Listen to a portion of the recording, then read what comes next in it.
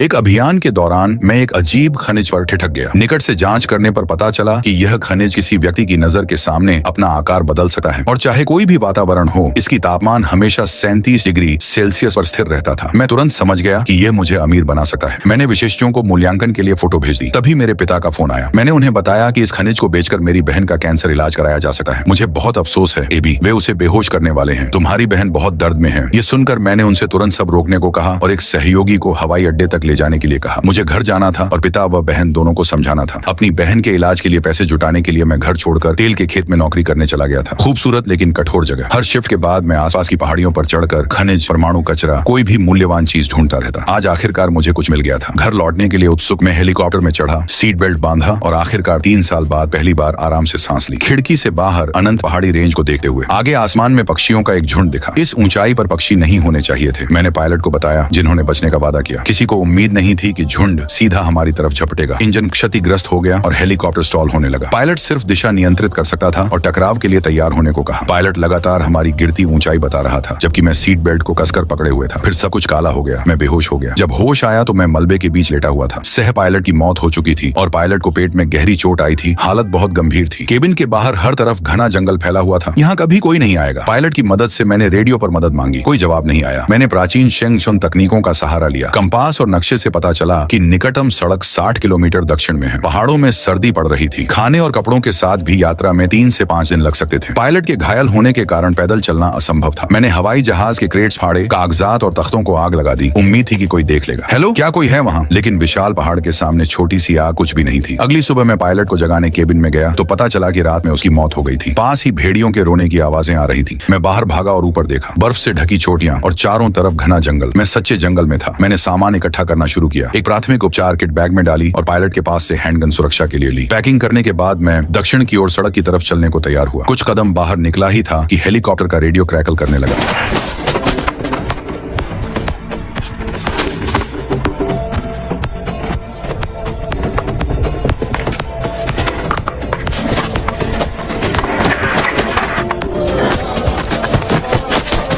मैं तेजी से वापस लौटा और समझ गया कि यह बोर्ड का रेडियो नहीं बल्कि पायलट का पोर्टेबल रेडियो था। सिग्नल बहुत कमजोर था और बैटरी लगभग खत्म। मैंने इसे हेलीकॉप्टर की बैटरी से जोड़ा और इंतजार किया। भयानक स्थिति के बावजूद मुझे उम्मीद थी कि वह रहस्यमयी खनिज मेरी बहन को बचा सकता है। चार्ज होने के बाद मैंने रेडियो ऑन किया। चैनल मोड, चैनल 1 चैनलों पर घूमते हुए अपनी स्थिति बताई, मदद की भीख मांगी। चैनल के बाद चैनल, कुछ नहीं। आखिरकार मैंने इमरजेंसी फ्रीक्वेंसी पर स्विच किया। किसी ने जवाब दिया।